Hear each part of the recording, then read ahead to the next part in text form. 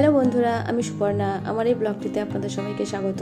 আপনারা নিশ্চয়ই খুব ভালো আছেন, আমিও খুব ভালো আছি। আজকে বানাবো চিকেন তন্দুরি, তাও আবার জালি ছাড়া আর কোনো রকম কোনো চারকোল ফ্লেভার ছাড়া। তো তার জন্য প্রথমে একটু বড় বড় সাইজে চিকেনগুলোকে নিয়ে নিয়েছি আর এইভাবে মাঝে মাঝে একটু কাট করে দিচ্ছি, যার কারণে এর ভেতরে মশলাগুলো ঢুকবে। এই জন্য প্রথমে একটা দেখিয়ে দিলাম, এবার একটু স্পিডে বাকিগুলো সব কেটে নিলাম। আর তারপরেই এই চিকেনটাকে ম্যারিনেট করে নিতে হবে। তার জন্য লাগছে একটুখানি পাতিলেবুর রস। এইভাবে চিকেনটার উপরে প্রথমে পাতিলেবুর রস আর নুন দিয়ে ভালো করে মাখিয়ে নেব। এবার এগুলোকে মাখিয়ে নিয়ে একটা সাইডে রেখে দেব। আর তারপরে দিয়ে দেব একটুখানি আদা রসুনের পেস্ট,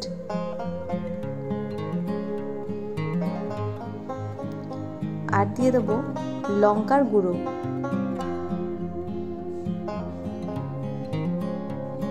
এখন অল্প করে দেব, কারণ এরপরে আবার একবার দিতে হবে। এবার এই সবগুলোকে ভালো করে মাখিয়ে নেব।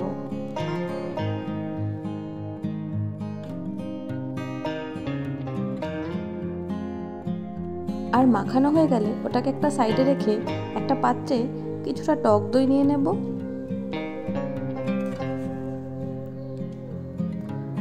আর তার সঙ্গে দিয়ে দিচ্ছি হলুদ গুঁড়ো, ধনে গুঁড়ো, জিরে গুঁড়ো, এই সব কিছু দিয়ে তারপর দিয়ে দেব একটু বেশি করে লঙ্কার গুঁড়ো। এবার সব কিছুকে ভালো করে চামচে করে মাখিয়ে নেব।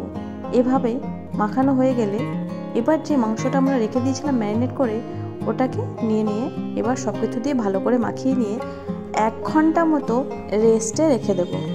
আর ওটাকে ভালো করে চেপে ঢাকা দিয়ে রাখবো।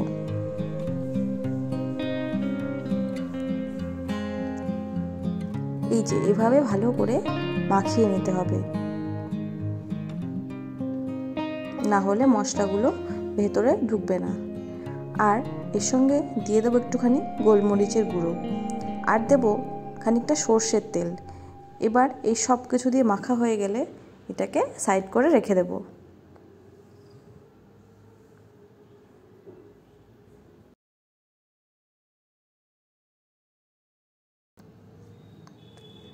এবার 1 ঘন্টা পর একটা কড়াই বসিয়ে নিয়ে তাতে কিছুটা বাটার দিয়ে দেব। এবার বাটার দিয়ে ভালো করে কড়াইতে মাখিয়ে নিয়ে দিয়ে দেব ওই ম্যারিনেট করা চিকেনটাকে।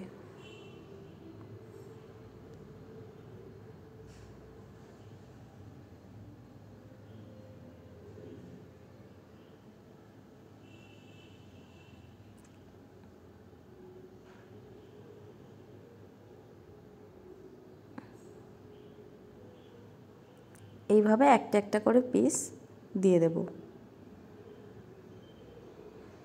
আর আঁচটা রাখবো ধিমি আঁচ, না হলে ওপরটা পুড়ে যাবে, ভেতরটা একদমই কাঁচা থেকে যাবে।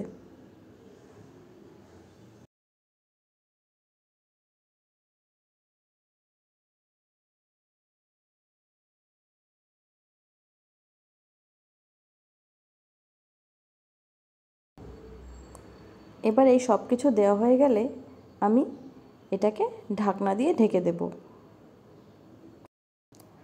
তারপরে বেশ 20 মিনিট পর ঢাকনাটা খুলে দেখব, যখন একটা সাইড হয়ে গেছে তখন আরেকটি সাইড উল্টে দেব।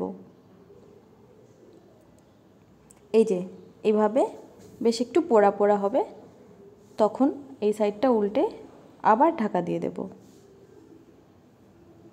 দেখুন মাংস অলরেডি খুলে চলে এসছে।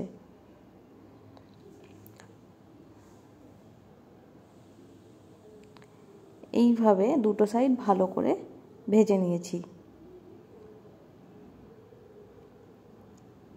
দেখুন এই সাইডটাও খুব ভালোভাবেই ভাজা হয়ে গেছে। এবার দেখাবো একটা ইউনিক প্রসেস, যেটা আপনারা হয়তো কোথাও দেখেননি। এইভাবে জালি ছাড়া সাঁড়াশির সাহায্যে গ্যাসে ভালো করে চিকেনটাকে পুড়িয়ে নেব আর মাঝে মাঝে বাটার লাগিয়ে নেব। তাহলেই হয়ে যাবে একদম অথেন্টিক স্টাইলের চিকেন তন্দুরি। দেখুন, আর সাঁড়াশিটা অবশ্যই ভালো করে ধুয়ে নেবেন।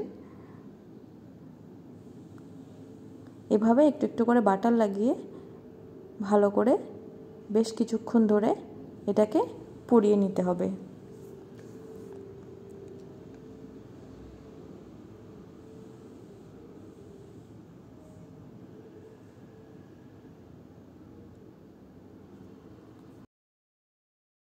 আর এরকম করে আমি সব চিকেনগুলো ভালো করে পুড়িয়ে নেব। এরকম করে ঘরে বসেই বানিয়ে নিন চিকেন তন্দুরি। এরকম আরও রেসিপি পেতে আমার চ্যানেলটি সাবস্ক্রাইব করুন। Thanks for watching.